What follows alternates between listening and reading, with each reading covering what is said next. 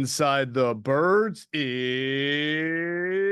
back. What's going on, everybody? Geoff Mosher and Adam Caplan live from Indianapolis at the NFL Scouting Combine. It is our annual show from the Combine that I enjoy doing so much with you, Adam. Of course, Inside the Birds presented by our friends at the Ocean Casino Resort in Atlantic City. It's the exclusive Jersey Shore resort of Inside the Birds. Now, when you and I arrived in Indianapolis at different times earlier in the week, the term Jersey Shore Resort, the term resort sort of felt appropriate because I have never been in Indianapolis in the summer or spring. I've only been here in the fall or winter, and it had never been as warm in Indianapolis for me as when I set foot off the plane. It was like 65. It wasn't just 65 to 68, Adam. It was almost even like a little humid. There was a breeze going on, and I was like, what is that? Well, that all changed, right? Wednesday morning, when it became 30 degrees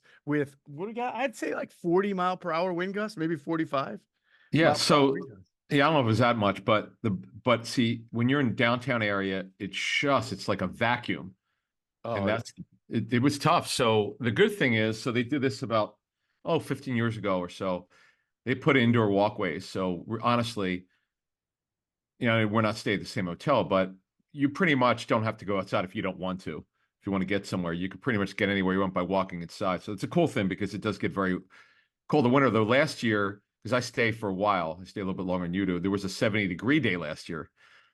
People were in shorts and t-shirts. And then, as you said, this time around, as we go forward here, it was a 30-degree drop on Wednesday. Yeah, it was blustery cold. And I was talking to my wife, I guess back home it was a little bit warmer. So, oh well. Yeah, I mean, the gusts are real. I could deal with the cold, but the gustiness is crazy right now. Yeah. A couple of times I thought I was going to be blowing over, but hey, that's like kind of symbolic of what goes on at the NFL Combine in Indianapolis. There are just winds swirling, and sometimes they're rumor winds, sometimes they're innuendo winds, and there's a lot of cold air and a lot of hot air when you go around talking to people here. Honestly, on that, typically early in the week, like today's Thursday, so we've only been here for 2 nights. You get a little bit of stuff, you parse through it, and then later in the week is when it gets a little bit stronger, We gave, if you're on Patreon, we've given you some pretty interesting stuff the last couple of weeks, but you just never know. You never, because I've talked about this now this is our 7th season. The teams will put together a free agent list, like the Eagles last year, like Zach Allen, I think his name was, who went to Denver. Yeah, they liked him until they saw how much he wanted. They were out as soon as they found out how much he wanted. They were out, but it doesn't mean they weren't interested. They were sincerely interested. right. There'll be a lot of players that some reporters will put out, or they won't put out. They'll put out some reports and some they won't.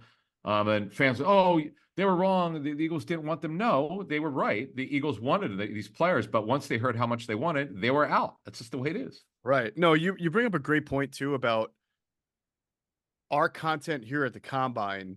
We can go through, and we did have a great Ask ITB live stream with our Patreon members Wednesday night. But really, as we sit here and talk about the Combine and people listen to it, as that's going on, teams are meeting with reps. They're just talking things through. So the real intel heavy stuff doesn't come until we leave here, and some of those conversations get more cemented, and then when the numbers start getting discussed and things like that. So this is numbers actually don't. Well, you're right. They don't get good. Yeah, you're right. I said until the numbers get discussed. Yeah. So what I'm saying is here is where you just learn about relationships that are starting to be built. And then when we get back home and when that tampering window begins, is when the things start to heat up a little more. So. And this goes on to the point you just made. So the one big takeaway I had, it was, today's Thursday. It was probably on Thursday or Friday last year at the Combine. The one big nugget I had was Baker Mayfield. The Bucs wanted him. That was, a lot of us knew this at the time, but they weren't talking money then. They were just, it was just kind of like, okay, both sides are interested in each other, and it turned out to be. By the way, it turned out to be a great 1-year signing. Wow, boy, the Bucs get some value. Jason Licht, the GM, nailed it. It was a really good story for them. The first matchup against the Eagles didn't go so well for them. It was terrible. And then the next matchup, well, the Eagles laid down, unfortunately, pretty much. They just weren't there mentally. But Bottom line is that was a good signing. So But free agency is fool's gold. All you're really trying to do in terms of signings, trades is a different story. But signings, you're just trying to fill needs, your immediate needs. Every once in a while, someone goes through the cracks that the former team misevaluated the player, and you get lucky, you sign them, whatever the price is what it is, and the guy turns out to be way better than you expected. But that doesn't happen very much. You can't count on it. It's free agency. You're signing someone else's players. 100%. Brandon Brooks comes to mind as a player that the Eagles signed, who just that took somewhat of a body transformation too. I mean, he went from kind of a big road grading guard to this like physical specimen of a human being that like nobody could have predicted that. The Eagles didn't know when they signed him he was going to go through a body transformation. Obviously, he had talked about his anxiety issues. I don't know if they go hand in Sure. hand, but he certainly remade his body and then became the best right guard in football for several years there.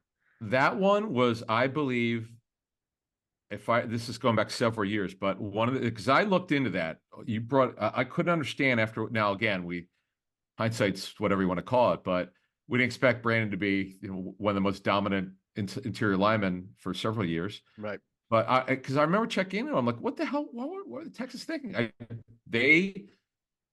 He was maybe having some issues there with the anxiety, whatever the case may be. They just did not want to give him the money.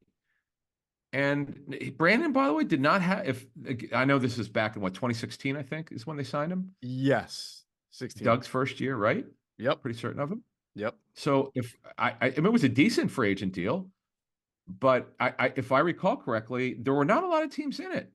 And in fact, I think the Texans signed Jeff Allen, was formerly the Chiefs, and Brooks left there to come to Philly. Yep. And free agency's buyer beware, because you don't know. Because you always wonder, well, why this guy's a talented player. We like him. Why did the other team walk away? Right. So you always get concerned about that. Right. No doubt about it. All right. So we'll talk about a lot. Obviously, the Eagles, Howie Roseman, Nick Sirianni had their press conferences. Thought they had a few revealing remarks that we'll get into and give our takeaways on that. We will discuss some of the things that we're hearing in free agency. The NFLPA survey came out. We'll talk about the Eagles' grades in there. Overall, pretty good. Not good in one area, which we thought was interesting. And then we'll close it out, and then you'll hear from us again on Monday. And then, of course, we're still going through free agency previews with Greg Cosell. The intel with Greg Cosell, 2 have come out so far. We'll have another one next week, and then finish it up on the Monday of the week after when free agent tampering season begins. So it'll be an excellent time there to really kind of recap everything and get you ready for free agency. Let us talk about. I also want to welcome Nick and Anthony, our newest members, to the Patreon platform. So glad to have them aboard at patreon.com/InsideTheBirds. And also Andrew DeCecco, I forgot to mention, has been out here. So we have a full ITB staffing at the Combine, and he's doing great work. You can catch it all on InsideTheBirds.com. Make sure you catch all his stories. And everybody who knows Andrew knows that he gets real deep into the prospects too. And I saw him making the rounds, talking to certain guys today and yesterday interviews. So I know he's going to have some really juicy material coming forward in the next few weeks or two. All right, we'll get into what we felt our takeaways from the press conferences. First, we'll pause real quick to hear a word from our friends at Ocean Casino Resort in Atlantic City. Go to get your game on. Go for the beers. Go for the cheers. Go for the hit and the hits. Go for the stakes and the stakes. Go to get your parlay on. Go to get your party on. Go for the scene. Go for the screens. Go for the gallery. Go for the win. Go to Ocean. Visit theoceanac.com to plan your visit.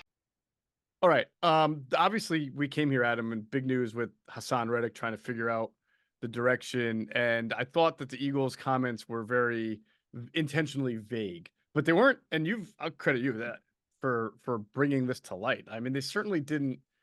Sometimes a guy is going to be back or not going to be back. Oh. They did not speak in a very.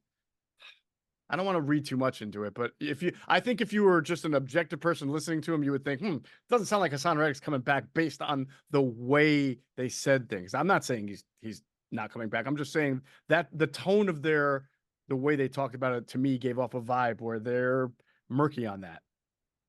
Yeah, I would say it was. I found. Look, he's under contract first of all, so it's not like if they don't move him, he's back. But I just being there live, and I'm a big body language guy, and yeah, we're not going to read into it. They didn't give anything away, but it wasn't like, hey, we want Haason here, because Howie could have said, listen, we want Haason here. We're going to look to make this. We're going to look to try to work something out. That's all he had to say. I mean, if he wanted Eagle fans to just relax and say, okay, feel like he's definitely back. Well, that's not what happened. Right. He just talked about how much they, been a great Eagle, whatever the case may be. It was just a little bit different. Not that I had any expectations, because this is my 23rd combine, and I've watched these GM and head coach press conferences. More often than not, they don't say anything that's noteworthy. And so you kind of try to, as I looked at my notes here, it was really Howie. He didn't shoot anything down. He didn't he didn't give anything away. It was just like, hey, his son's been great, Philly area, this, that, and the other, but he didn't advance the story, so to speak, I would say. Right. So we're kind of where we're at. And it's what I'd said when I came from back, when we did a Patreon live stream, came back from the Senior Bowl feeling like he actually might be moved. Yeah. I didn't feel great about it. And I feel, to be honest with you, I feel exactly the same way as I did. I'll never do percentages, ever. I'll never do percentage on anything unless I'm the one who's making the call. It's foolish to do it anyway, or shape or form otherwise. But to me, we all know Haason's severely underpaid. It's not easy to figure out what the right number is. I know the Eagles like to take care of their players. You'd said this on their first, I swear you said this on our first show after he signed. You go, they're going to be right back here 2 years from now trying to redo his deal. And here we are. Well, they're not trying to right now, but they might have to. Yeah. I just think that they're a little bit too forward thinking here on Nolan Smith, more on that in future shows. Just thinking like he's going to walk in here after this trade. But despite what people think, they didn't draft Smith to take his job. That was never their intention. It just happened. It's not like they said, okay, you know what we're going to do, folks? We're going to wait. And we know Haason in 2 years is going to want a new deal. So we're going to draft Nolan Smith and then shut him down. That's not what their thinking was. Mm-hmm. Just he was there at number 30 and they took him. Yeah. That was it. Clearly liked, and he's a pass rusher. I mean, we'll see. They take pass rushers. That's what they do. Yeah. Right. It's a smart thing, but we don't, he barely did anything year one. Yeah, he was playing, but he was playing very little because the two guys were playing ahead of him. But he just, to me, didn't show enough to say, okay, you know what? I see what you're seeing. You might want to move Reddick. I don't feel that way, but we'll see what they do over the next 2 or 3 weeks. Yeah. So, I'm sure there will be teams interested in Haason Reddick. The question is, are they interested in paying him what he would like and then giving the Eagles the compensation the Eagles would want in return? And if I'm the Eagles, and I don't mean to tell them their business, but you would think that I'm not giving away Haason Reddick for like a 5th round pick. No, I wouldn't. So, it's got to be something. I would hang the phone off. Yeah. No, it's complicated. You don't take anything less than a 2. You just don't. The guy's still a premium pass rusher. He wasn't quite, depending on which metric you look, as good as the year before, where it was really more the forced fumbles and a couple other metrics, but he's still very good, by the way. And he's super healthy. He's never had an injury problem at all. Super high character leader type. Why wouldn't you want him to retire? He should retire as an Eagle, quite frankly. If you and I were running the show here, we know he changed agents over the last couple of years, but we would talk to his agent, we'd sit him down and I'd look at you and say, let's get this done. Okay. Yeah. This guy's got to retire as an Eagle. Come on. What are we doing? It would be nice. That would be good. That would definitely be good. You're right that the way Howie talked also about the youth movement, right? He basically, he was asked about young players and he said, hey, Nick basically has the green light to really start to develop these guys into more than just bench players. Nolan Smith was a bench player. Jalen Carter was not really a starter last year. Jordan Davis was a starter, and he needs obviously development in many ways, including his conditioning. But Howie was basically saying, we drafted these 3 guys in the first round for a reason, to be the nucleus of our team going forward. It's time to really get them on the field. And that, with him saying that, only further made it feel like he was moving away from trying to redirect away from Reddick and talking about the youth as well. So I think that you almost folded those 2 conversations in one and just got that feeling that you've been talking about, where it just doesn't feel right. So we'll see. So let's pivot to Jalen Hurts. I think Nick made a really good point, and I don't know how a player reconciles this. In fact, I've been talking with different people here at the combine just about leadership and the idea of being a leader versus being who you are, right? And it seemed like the implication that Nick was saying was that there's no one size fits all leader. Jalen is a great leader, and he shouldn't have to change his leadership style to fit somebody else because then he's not being himself. Sure. And you reconcile that with what we know about quarterbacks, which is the best quarterbacks who have been the best team leaders also have the ability to kind of relate to everybody around them, especially when times are tough. Sure. And by the way, there have been some comments, over a series of weeks, months. Some of the veterans we know other reporters have put this out there as well, but we know that some of the veterans want Hurts to be more of a vocal leader, but you got to be authentic. You got to be who you are. And that's the thing that Hurts is going to have to take a look at is how does he do it? If he's going to adjust at all, is it natural? It may just be, to be honest with you, but Wentz, there were questions about Wentz with this stuff. I know it's been a while now. Mm-hmm. Now, here's the question, though, going forward here. Is it just during the game where, you see him staring, the camera will show him staring straight ahead? Right. It never became, by the way, he's always done this. It became a problem this year when they started losing. People started saying, see, he's not talking to his teammates, because people look for stuff when guys are struggling or not playing as well. So now on that point, was that what needs to happen? Does he need to get with his teammates and huddle up a little bit on the sideline when the defense is on the field? Who knows? That's something that whoever feels the need, and we know about his relationship with AJ Brown, I would like to know what these veterans would like out of him. And they don't seem wanting to go on the record about it. Maybe they're just going to talk to him privately. Great. Whatever it takes for them to do that, that's fine. But bottom line is, it's more subjective because you can't quantify this leadership thing. It's something you can't measure. It's sort of nebulous, but we know it's important. And that's the thing they're going to have to get through with when it comes to this situation. Sure. Speaking as far as other leaders on the team, were you surprised in the way in which they addressed the Jason Kelce and Fletcher Cox situation? Because they made it seem like, we'll wait. Well, no big deal, which I get it. You have to be respectful to two guys who are making decisions. But I feel like, didn't Jason already give them the I'm coming back before they went to the combine last year? I feel like it was close to the combine, if not maybe right after. Like they have to know. Yeah. At some point, know. Look. I mean, free agency is about to start in a week. I mean, they got to know. well, here's the thing, though. Okay, so I'm glad because we weren't on. You and Andrew who hosted the show last Sunday. The cap went way up. I spoke to three teams, and the three teams gave me their projection was between 142 and 145 million. I'm sorry, 242 to 245. It went to 255. Mm-hmm.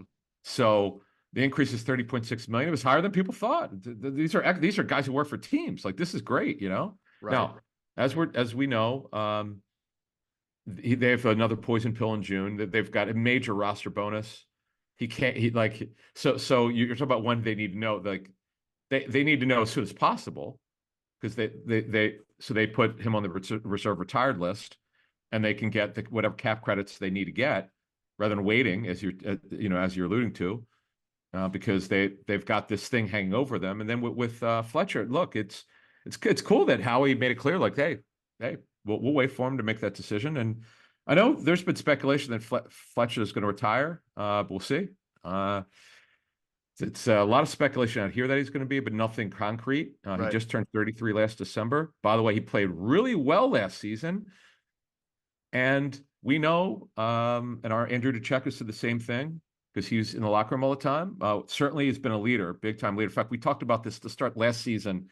One of the underreported and underdiscussed parts about the Eagles roster, nobody talks about Fletcher as a leader, but we were told very strongly that it's not that Slay doesn't have some leadership qualities of defense. It's clearly Fletcher Cox. Yeah. And it was like a distant whoever you wanted to say was second. So good for him. Yeah, yeah. I almost interpreted their kind of will wait remarks as that the organization has a pretty good feel on how it's going to go, and they don't have to come public with that. They just need to know for themselves. I feel like they've got a good bearing on what's going to happen. As far as the salary cap is concerned, I think people. So I guess this is obvious, but it has to be stated. The salary cap, when it's more for everybody.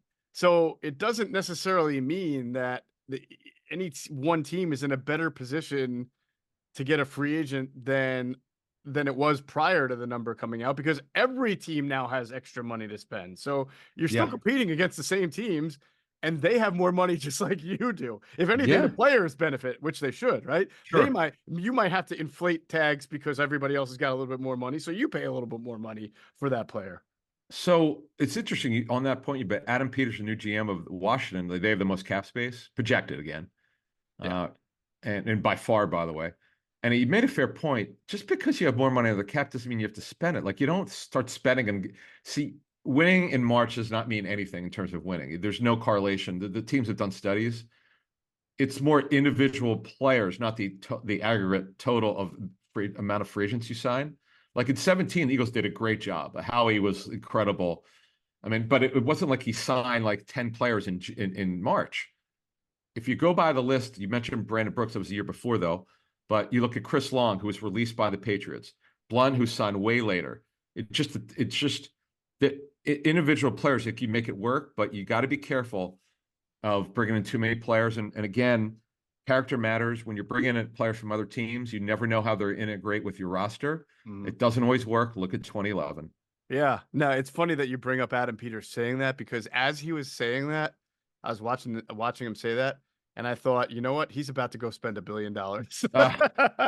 I felt like he was right in what he's saying, but he's absolutely pulling the wool over people, because I think with all that money and the expectations there and new ownership, I'd be shocked if they didn't spend a whole lot of money in free agency, the Washington Commanders. So we'll see what happens and what they do, especially when they've got the new coaching staff and everything. I mean, they're trying to like erase like 2 decades of just being awful and the NFL doormat. So it would shock me if they didn't spend a ton of money this year in free agency.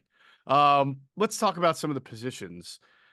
I've said for quite a while that I think that the idea that this running back class is going to be special and make special money is more fanatical than reality. I don't, even though the names like Saquon Barkley and Josh Jacobs and these are first rounders and Derrick Henry, I suspect, and just talking to people around here, it doesn't feel like it's going to be like a resetting of the market or a No, not even close. No, not even close. Right. They'll be very lucky to make you even close to what they got last. In fact, if you look at all the backs here, you mentioned Barkley had a disappointing year. I got this at the Senior Bowl. A guy told me for another team in pro personnel. He goes, we were just talking about what teams will do with their players, and I asked him about Barkley. He goes, there's no way he gets tagged. He goes, if you watch the tape, he goes, if he gets $6 million, take it and get some upside with it. He goes, he just had a down year. Tony Pollard had a down year. They changed the blocking scheme. Austin Eckler had a down year. Derrick Henry is clearly near the end of his career. Maybe could play 2 more years. He's going to be playing somewhere else. It's just, Josh Jacobs is still a good back. He's by far the best back. Raiders made it clear they want him back, but they're not tagging him.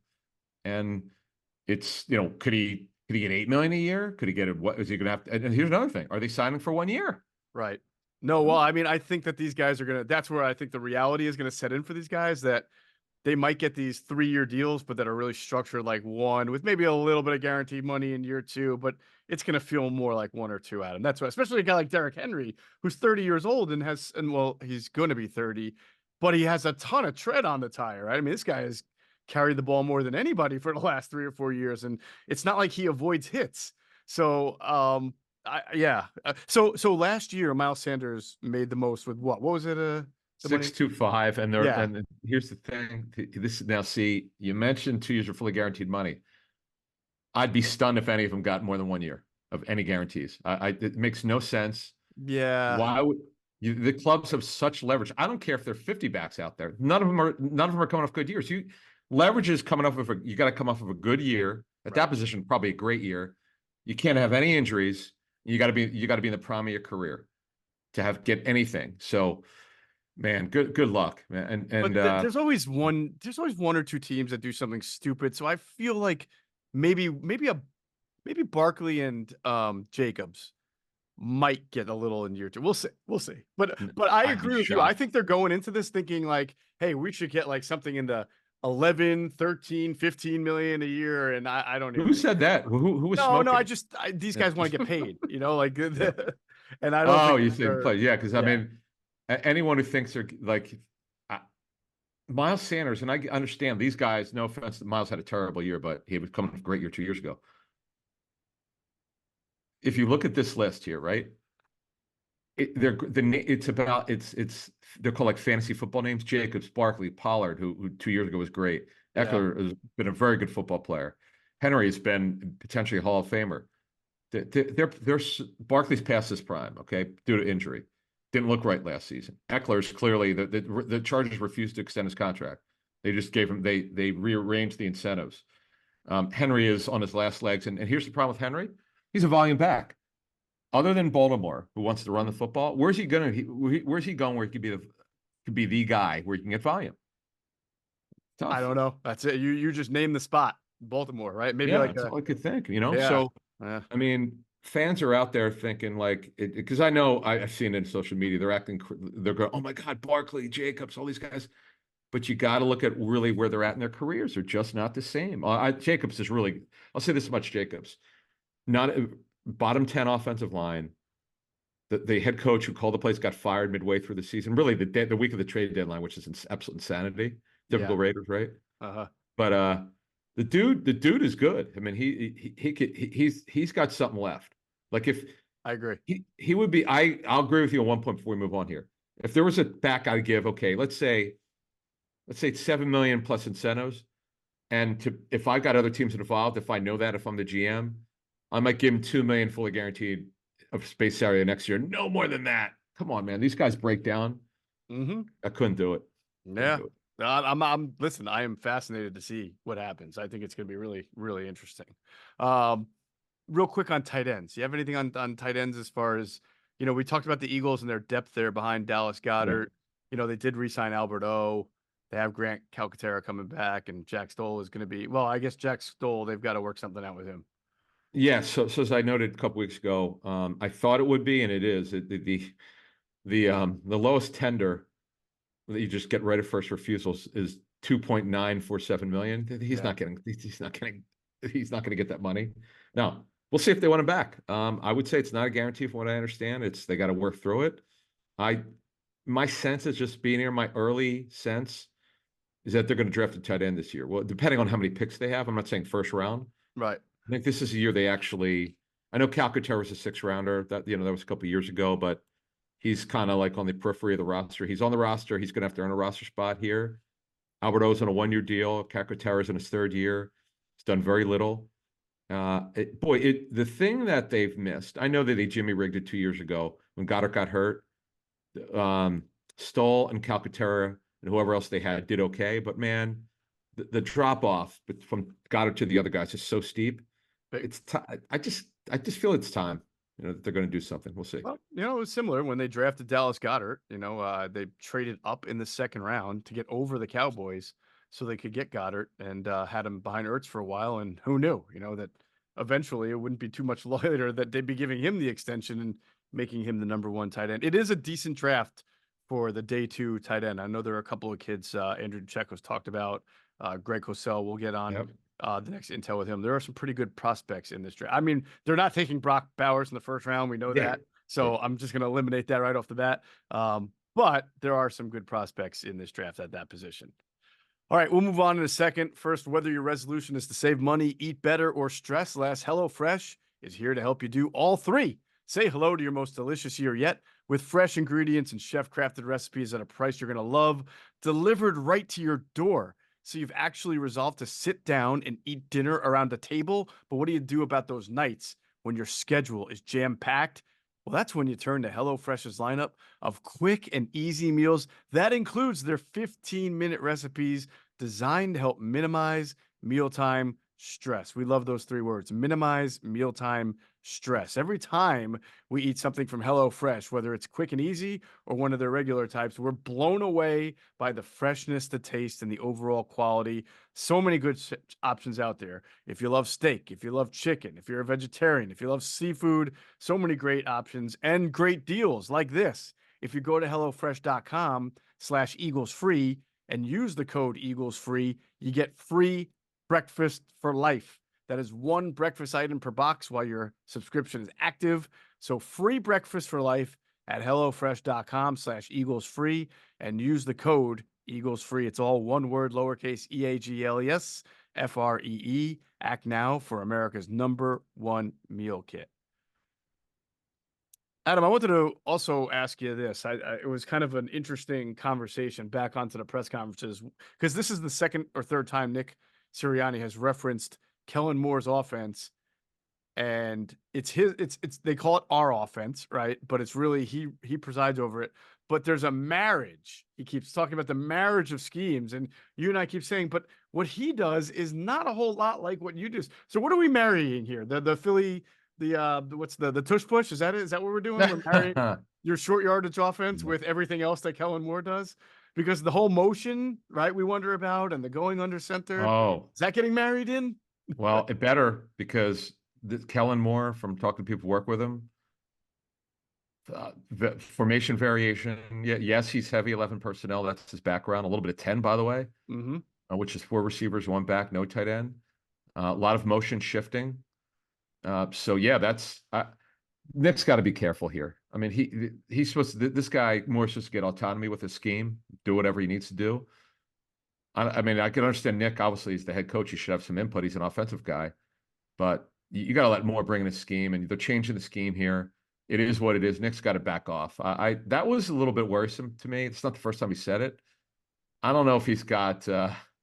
It's like he can't let go. He just can't let it go. Yeah. I don't know what to call it. Yeah, I want to be politically correct. The syndrome. I don't know what he's got. Giving up the scheme syndrome. I don't know what I want to call it.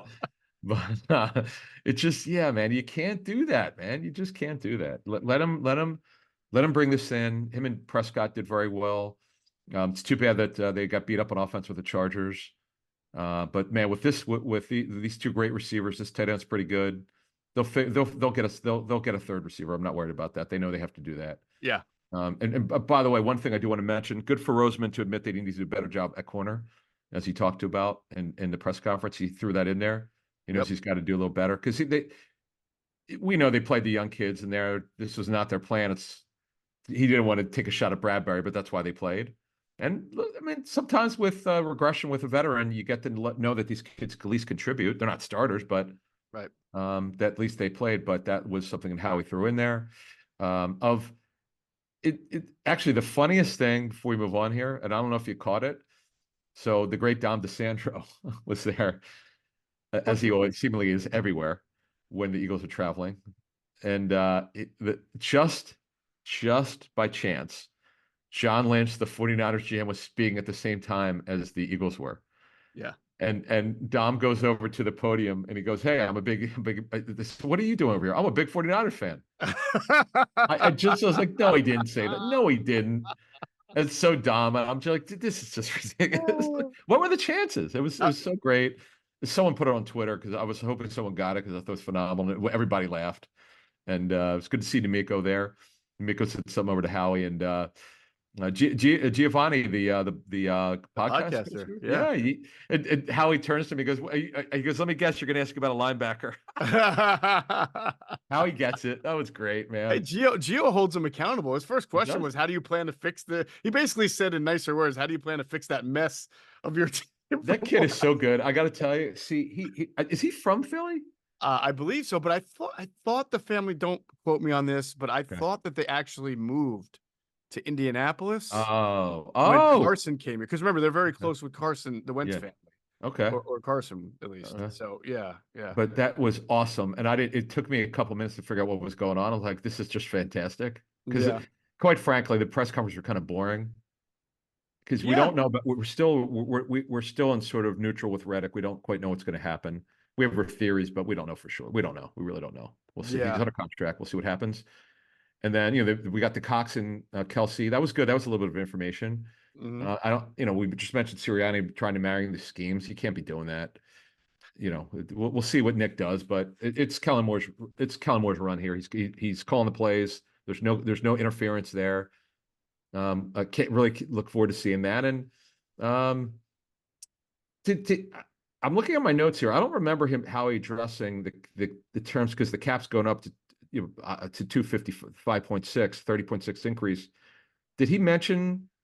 Was he asked about his thoughts on that? I forget. I thought I heard someone trying to. One of the issues, and those who watched it online might have detected this. Okay. And this is, listen, it's not, it's something you can't control. It's the combine. It's an open atmosphere. Anybody can ask a question. So I'm not complaining about it. But the reality of the situation is when you only get a certain amount of time with the head coach and GM here, you try to get as many pertinent questions in as you can. But unfortunately, there were some reporters from Georgia who cover the University of Georgia. And listen, they're just doing their job. I'm not criticizing them, but they're asking Howie about Kirby Smart. Obviously, naturally, you're coming to the Eagles because they have 1 billion Georgia players on their team. And it's great. I mean, it's fine. I'm sure they got good stuff, the stories, but you could tell that Eagles reporters were getting a little ticked off because there were also Colts reporters who were asking Nick and Howie about Shane Steichen. Hey, what do you think about the job he did? It's like, well, guys, that was last year. Like when he took the jobs. Like those were you're asking the same. You're asking last year, what do you think of Shane Steichen? Nick and Howie both say he's great. Then when he has a good year, you're asking him again, what do you think of him? Well, we said last year we think he's pretty good. So there really wasn't a lot of substance from that. But unfortunately, it took up 5 to 6 questions that Adam. I imagine. One of the cap questions. I know one reporter who covers the Eagles was a little bit ticked that he wasn't able to get his question in. And I was just kind of right. I was kind of laughing. I'm like, okay, this press conference, we didn't go off the rails, but it's like you got 3 Eagles questions, like normal questions in, and then someone from another area of the country who doesn't cover the Eagles is like, hey, by the way, so what happened? You have this player. What do you think of him? I'm like, oh man, really? Yeah. Yeah. But okay. But I just was curious because not that you never know because the teams don't have access to cap readjustments. They can only go by what they think based on the information they have. No one ever gets it right, by the way. It's impossible. Right. Some teams can get it within 2 or 3 million. Sometimes they're really off, and teams are off this year. But it's a good thing because it's way higher. And as Brandon Beane said, now I still take umbrage with this because we've mentioned this since we started the show 7 years ago. Teams typically don't worry about the cap. They don't have to work. They have to work around it. That's true, but they don't cut players they want. They just don't do that. The Saints would literally restructure 80 contracts if they had to without cutting a player that they want. They just really refuse to do it. Their cap situation's terrible. Oh, really I think bad. They pride themselves on it. The way they just every year restructure like a deal that's been restructured. They make the Eagles look like they're behind the curve. You know what? You bring this up in June when we do our contract show. I'm going to go through the Saints contracts and we're going to compare who's more voidable years on contracts. Like how many players from the Saints and the Eagles will still be on the books when you and I are 6 feet under? Is that Oh, you don't say that. But Lane, by the way, Lane's dummy years are through 2030. Remember? Uh-huh. So anyway, that was great. That's great. Yeah. Lane Johnson Jr. will just be do you have any kids who play football? Yeah, I don't know. I'm not sure. Yeah. But bottom line is this has been kind of your par for the course with the combine. First couple of days, got the press conferences. But one more thing though. Yeah. They used to be spread out when I first came here in the early 2000s. They would have them over a series of 3 or 4 days. Right. But now they put them on 6 or 5 different podiums. Oh, there's at least 6 or 7 podiums, yeah, and they'll do it concurrently. That's what you're saying. Like Howie and John Lynch are talking at the same time, and if you're sort of not standing in the front row and you're in the back or in the middle, you're hearing 2 voices coming at you from you have to really lock in. Annoying, I know. It's tough, yeah, but they do get it all out in like 1.5 days now by doing it that way instead of over a 3 or 4 day time period. See, I wanted to ask John Lynch, had a couple things for him, but oh well, you couldn't do it. But anyway, that was that. So let's talk linebacker because this is an area that we know the Eagles are going to be looking to upgrade in free agency. They have. I just wanted to mention this one because we mentioned that Ben Van Sumeren's tape was really, really good, intriguing. Mm-hmm. this is again, depending on what event we go to, we get information we never would get because we don't. Some people I haven't talked to in 5 years. I see them here in personnel with various teams. He goes, I was just catching up, and I said, hey, I do this Eagles show.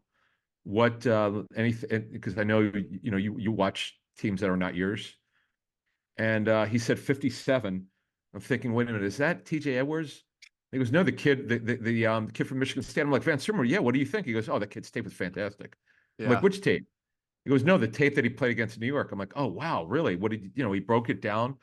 He gave detail of explosion and reading well and this, that, and the other. I was like, wow, okay, wow. So the reason why I'm bringing this up, other than it's kind of cool, you know how they've patchworked this thing, and who the hell knows what they're going to do other than Dean is expected to start. And as Jekko said that Dean told him that he'll be good to go by OTAs for sure. Okay, so we're going to pencil him in as one of the inside backers. I'm not saying they're going to even give Van Summer a chance, but wouldn't you want to expand on what he did because it was so good? I know it's only one. Well, when you say expand, I mean he's under contract. He'll be back. He'll No, I know contribute, that, but what I'm saying is, would you not want to see him get a chance because more playing time? I mean, Sean Bradley, if he resigns, is only special teamer anyway. Cunningham, Morrow, Leonard, free agents. You mentioned Van Summer, you're right, is still here. Man, I like to take. We'll see what they do if they add anyone to free agency. In fact, I'm sure they will. But rather than drafting someone in like the third round, I know it's extremely forward thinking. You're taking one game where the kid was really, really good. Yeah. But I just like T.J. Edwards struggled a little bit early in his career, and it took him a while to get a chance. And once he got his chance, I was like, I mean, what could you say? I mean, he made $6 million a year for it. Yeah. I want to see more of this kid. I didn't think much of him, as we outlined when the Eagles signed him after the draft. He had major challenges, new to the position, not a good processor, very super athletic, probably not going to play special teams, which he did until they ran out of players, and he had to play. And oh boy, look at this! Look what we discovered. The guy could actually play. Yeah, and I think he'll get it because we know the Eagles aren't going to sit there and break the bank for whoever their greatest free agent linebacker is. I can't even think of who the top free agent linebacker is right now, but that's not their style. So they'll bring in. They're clearly going to upgrade the position, but Van Sumeren will have a chance to compete. My big thing for the Eagles, Adam, is getting the right guys in the right spots. Nakobe Dean, you talk to people out here, he should be a Will, not a Mike. They need a Mike, a physical guy who's going to hold up, be durable.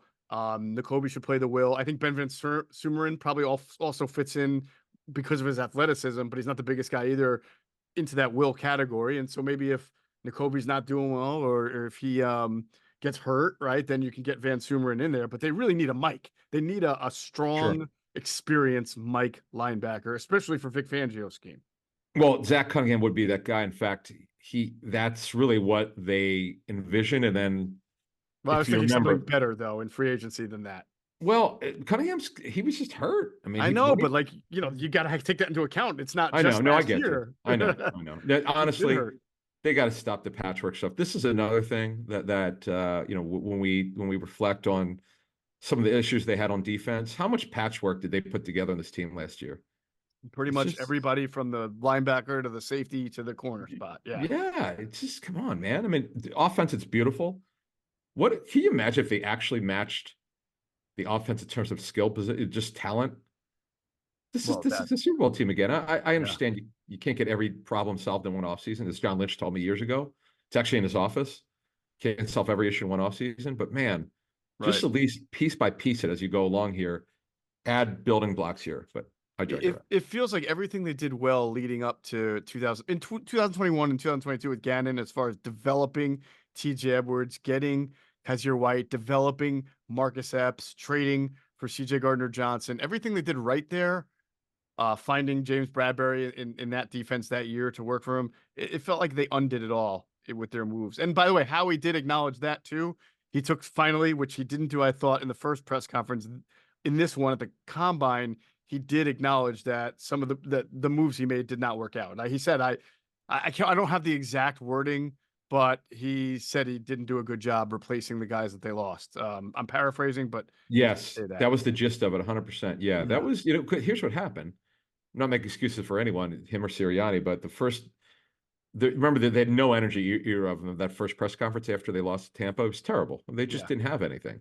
Yeah. Kind of like, and Howie did explain that then that was, that was just kind of what they were dealing with. That's why they actually delayed it a little bit longer. Plus we had that snow then, but anyway, it was like night and day. They had so much energy. They were ready to go for this one. And it was, again, it was a pretty dry press conference. At least he addressed some challenges here, and also one more thing, because just from talking to personnel people, because people ask us about nickel corners, there are a ton of them out there. Now, I didn't say they were any good, but there are a lot of them out there. They're older guys. They're guys that are sort of 25, 26, 27. They're guys with size. Some guys are smaller. But it's kind of like if you want somebody like some of the guys like Levi Walsher out there, he could play nickel. He's played outside. He's played inside. Joey Porter Jr. took his job, which is what they were going to do anyway.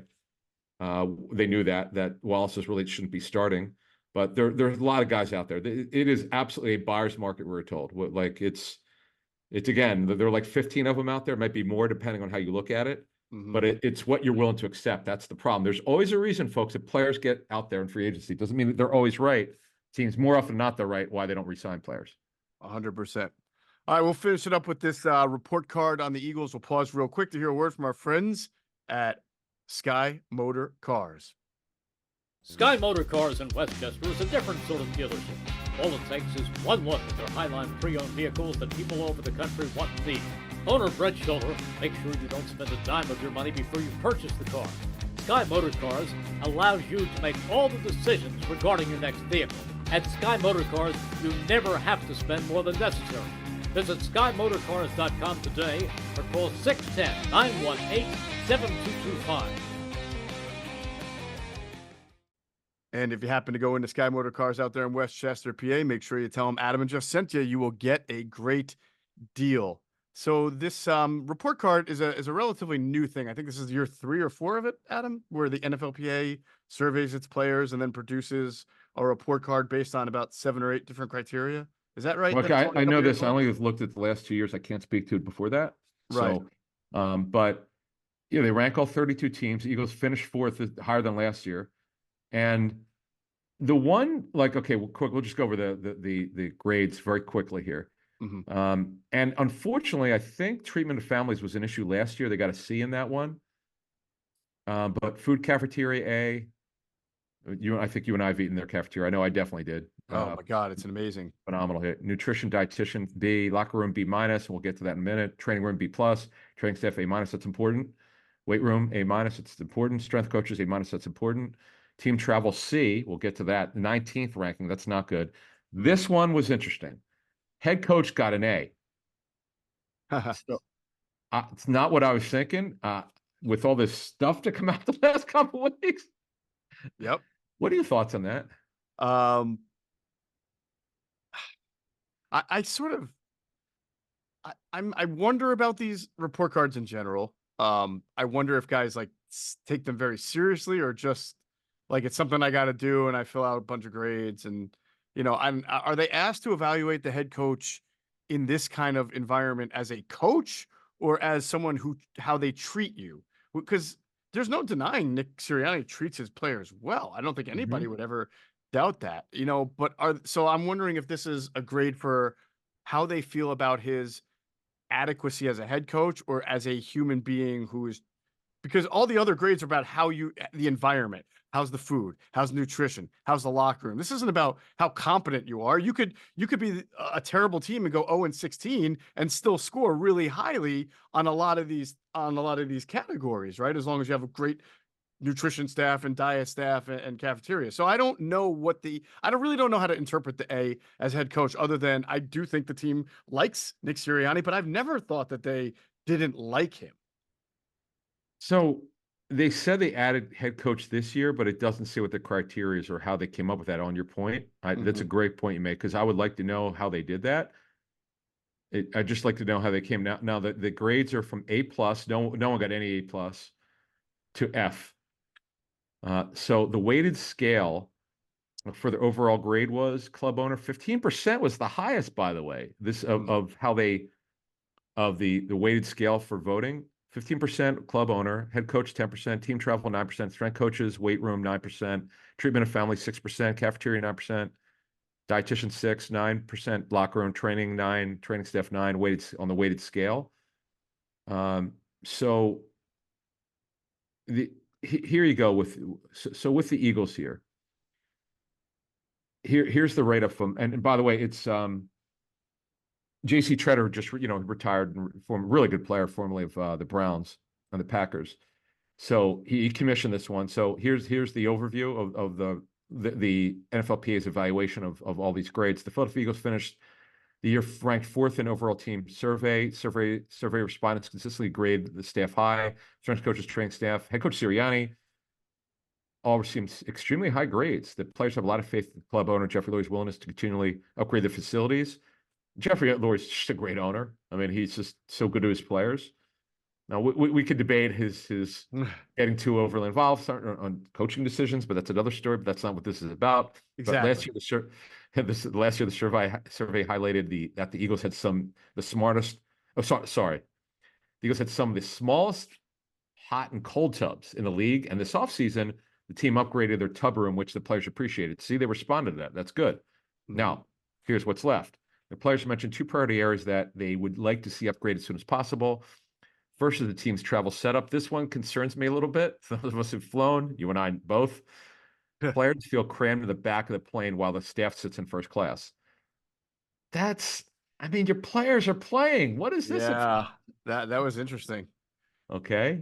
The second issue is players mentioned is the need for the renovated locker room, which feels outdated. So they've moved some stuff around over the years, and I remember when they first put the locker room, they put it out there. I'm like, wow, this is like modern. This looks beautiful. So they feel it's outdated. Okay. Yeah. I'm sure they'll respond to that. But now this is interesting. The first class, the players in the back of the plane and coach and they charter, they have their own flight anyway. So I don't know. Do you pay to take out certain seats and make them first class to make them wider, longer, so the players don't feel crammed? Hey, it's interesting. I think this is a problem for Dom to solve. Yeah, exactly. He's the Dom, problem solver. That's right. Dom, figure it out. No, you say, Dom, go tell them to stop whining. Okay, they'll all stop whining. No, I really don't know what you do unless you just have a different model of airplane that you're flying in, which, I suppose Jeffrey Lurie could make that happen. It's kind of funny that because I wasn't sure when I just saw Team Travel C, I was like, oh, they're just mad that they have to fly out of PHL and there's always like an hour delay or the gate's not open. But no, it was actually the airplane itself that they were not happy with. But that can be changed. So we'll see if Jeffrey responds the same way he did to the hot cold tub. Yeah, exactly. So there you go. You got to remember, by the way, NovaCare was built at the time. It feels like yesterday, but it was early 2000s, right? 2001. Yeah. I 1 or 2, yeah. And since then, there have been several team facilities that have been rebuilt or remodeled or newly built. Like the one in Miami is beautiful. Obviously, the Rams and Chargers, where are they at SoFi? I don't know where they practice or what. Minnesota's ridiculous. Minnesota, yeah, great one. Yes, Great crazy. idea. Great. Yeah. I'm trying to think. There are a couple of other. Houston, maybe? I have no idea. Dallas always has a they have a new one, yes. Dallas has a new one. So the Eagles, you can understand the locker room was great for a while there, but then you remember when they would put like when they had the 90-man rosters, they would put like lockers for guys like in the middle of the locker room. Yeah. Because it's just not as big for a modern team anymore. So I don't know, maybe they'll figure out a way to knock some of it down and renovate. It's hard because you've got guys in there all throughout the year and everything like that. But 100%, yeah, if that's the worst thing, it's probably not bad, and that's why they scored so high. Yeah, that would be one. It'd be kind of cool because they only ranked less than a B- in 2 categories, and the treatment of families. I know it's generally making sure they have good seats, they're fed at games, whatever they need. So that's something I'm sure Jeffrey will address that. I mean, they treat their players well, man. Coaches are treated well. Really good team to work for what we've been told over the years. So, and you by the way, before we get out of the Chiefs, boy, for a Super Bowl team, they've been knocked. They did not do well in certain categories. Yeah, well, they probably have one of the older A stadiums and facilities that in the NFL, so that doesn't surprise me. Yep. All right, that is going to do it for this episode of Inside the Birds, the leading podcast in Eagles intel. Remember, we are on our off-season modified schedule, so you won't hear from us, Adam and I, again until Monday morning. So that'll give us some time to wrap up everything that's happened here at the Combine and come fresh with some new intel and some exciting content, and we look forward to it. And as always, we thank you for flying with us Inside the Birds. Be sure to check out our friends at PHLSportsNation.com. They're enhancing the fans' experience with their coverage of all Philadelphia sports teams. For the fan, by the fan is their motto. So make sure you check them out at PHLSportsNation.com and on Twitter at PHLSportsNation.